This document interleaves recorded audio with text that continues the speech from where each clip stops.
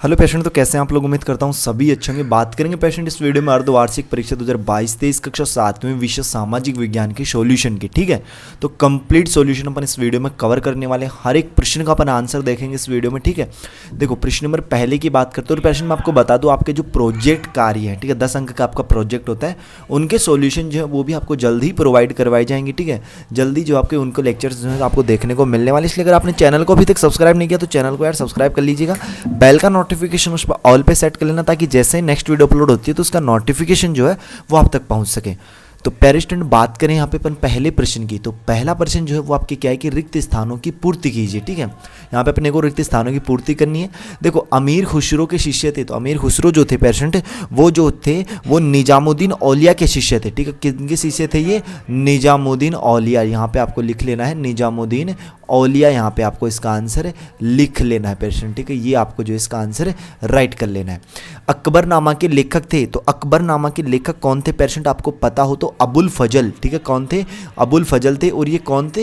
ये अकबर के दरबारी विद्वान थे। अबुल फजल जो थे वो अकबर के जो दरबार था उसमें ये एक तरीके के विद्वान थे, दरबारी विद्वान थे।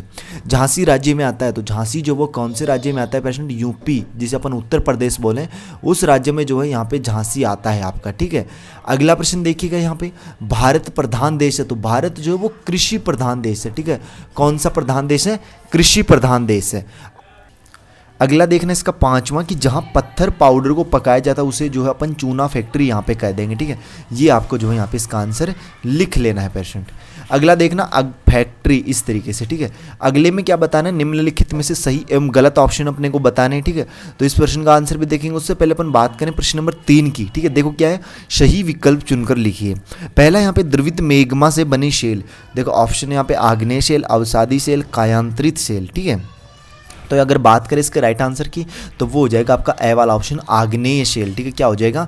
आग्नेय शेल जो है आपको यहाँ पे लिख लेने हैं पेशेंट। ठीक है, ये जो आपका यहाँ पे राइट आंसर इसका रहने वाला है। पृथ्वी की सबसे भीतरी परत कौन सी है? ऑप्शन यहाँ पे पर्पर पट्टी, ठीक है, क्रोड, मेंटल। तो यहाँ पे अगर राइट आंसर की बात करें तो बे वाला ऑप्शन आपका राइट रहेगा। क्रोड जो है पृथ्वी की सबसे भीतरी परत होती है। ठीक है, क्रोड या फिर कोर भी आप इसे कह सकते हैं। ठीक है, कोर भी इसे कहा जाता है, कोर या क्रोड एक ही बात है। छत्रक सेले पाई जाती हैं, तो रेगिस्तान में, नदी घाटी में, हिमनद में। तो पेशेंट छत्रक सेले जो होती हैं वो यहाँ पे रेगिस्तान में पाई जाती है। ऑप्शन आपका एर यहाँ पे राइट होगा। आपको लिखना भी है यहाँ पे रेगिस्तान में। ठीक है, क्या लिखना है? रेगिस्तान जो है इसका राइट आंसर आपको यहाँ पे लिख लेना है। वायुमंडल की सबसे महत्वपूर्ण परत कौन सी है? शोभ मंडल, बाह्य मंडल, मध्य मंडल। तो राइट आंसर की अगर बात करें तो वो आपका हो जाएगा यहाँ पे ए वाला ऑप्शन, शोभ मंडल जो है यहाँ पे सबसे इसकी महत्वपूर्ण परत है। सोना, पेट्रोलियम एवं कोयला किसके उदाहरण है? शेल के, खनिज के, जीवाश्म के। तो यहाँ पे राइट आंसर हो जाएगा आपका खनिज, बे वाला ऑप्शन आपका राइट होगा। खनिज के उदाहरण है कौन? सोना, पेट्रोलियम और कोयला। ठीक है, अगला देखना, मिलान करने पंचकुल को आपको मिला लेना है। पैरा स्टूडेंट गांव के प्रमुख कृषक परिवार का मुखिया। स्वतंत्रता का अधिकार सेकंड लास्ट आपको मिला लेना है। शिक्षा का अधिकार आपको मिला लेना है, बच्चों को स्कूल भेजना। जलमंडल को आपको मिलाना है जलीय क्षेत्र से, और चिकनी मिट्टी को आपको मिलाना है पृथ्वी की सतह से। ठीक है, तो इस तरीके से इसका आंसर आपको करना है। आप पर किन किन सरकारों के कानून लागू होते हैं? तो केंद्र सरकार कर लीजिए। ठीक है, केंद्र सरकार, और कर सकते हैं आप इसमें राज्य सरकार। ठीक है, ये दो सरकारों के नाम जो आप यहाँ पे लिख सकते हैं। अगला देखना प्रश्न यहाँ पे, दस्तकारी किसे कहते हैं? दस्तकारी किसे कहेंगे? तो इसके देखो राइट आंसर इसका कि लोगों के द्वारा बनाई जाने वाली सामानों को दस्तकारी का काम कहते हैं। ठीक है, लोगों के द्वारा जो बनाए जाने वाले जो हाथों से जो सामान होते हैं उन्हें दस्तकारी कहेंगे।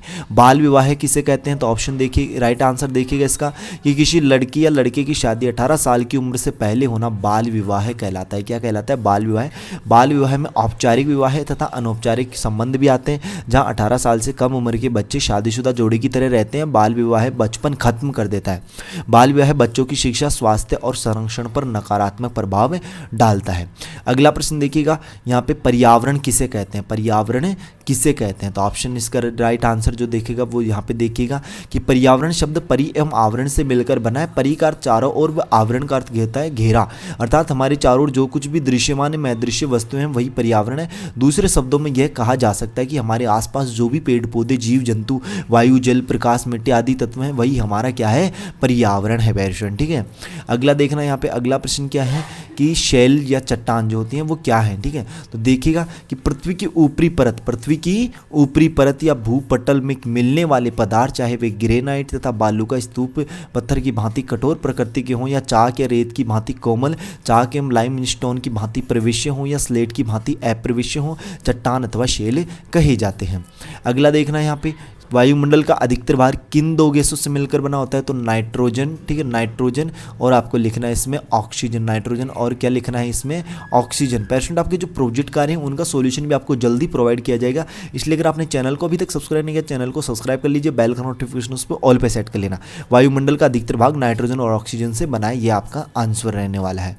अगला देखना है यहाँ पे क्वेश्चन, प्रश्न नंबर 6 की बात करें कि अल्बरूनी भारत क्यों आया था। अल्बरूनी जो था वो भारत क्यों आया था, तो देखिएगा पेशेंट, इसका आंसर में आपको लिखना है कि वह सुप्रसिद्ध इतिहासकार होने के साथ साथ गणित, दर्शन आदि का भी ज्ञान रखता था। वह कई भाषाओं को अच्छी प्रकार से जानता था, जैसे यूनानी, अरबी, फारसी और संस्कृत। वह महमूद गजनवी के साथ भारत आया। यहाँ रहकर उसने संस्कृत, धार्मिक पुस्तकों एवं दर्शन के साथ साथ पुराणों एवं भगवत गीता का भी अध्ययन जो है यहाँ पे किया था पेशेंट। ठीक है, तो ये आपका जो है यहाँ पे राइट आंसर रहने वाला है।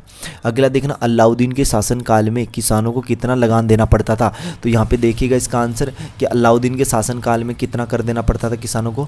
देखिएगा कि अलाउद्दीन के काल में भू राजस्व की दर जो होती वो सर्वाधिक थी। एक अध्यादेश द्वारा उसे उपज का 50% भूमि कर, मतलब लगभग आधा मान लीजिए, रूप में निश्चित किया गया।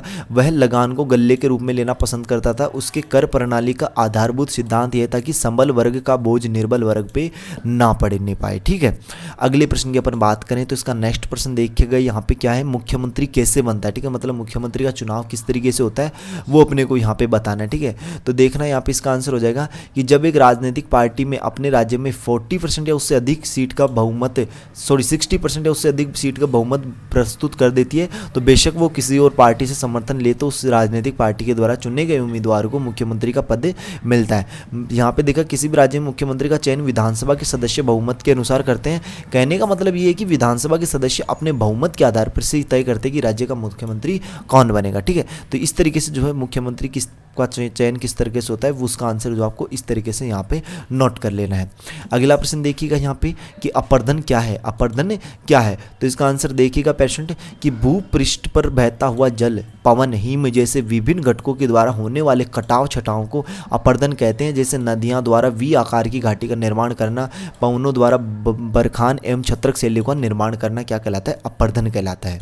अगला प्रश्न देखिएगा यहाँ पे बालू टिब्बा क्या है, तो इसका आंसर देखिएगा यहाँ पे कि मरुस्थलीय भागों में पवनों के द्वारा रेत को, पवन मतलब हवा के द्वारा रेत को एक स्थान से दूसरे स्थान पर बहाकर ले जाती है। जब पवन का बहाव रुकता है तो ये रेत गिरकर छोटी पहाड़ी बनाती है।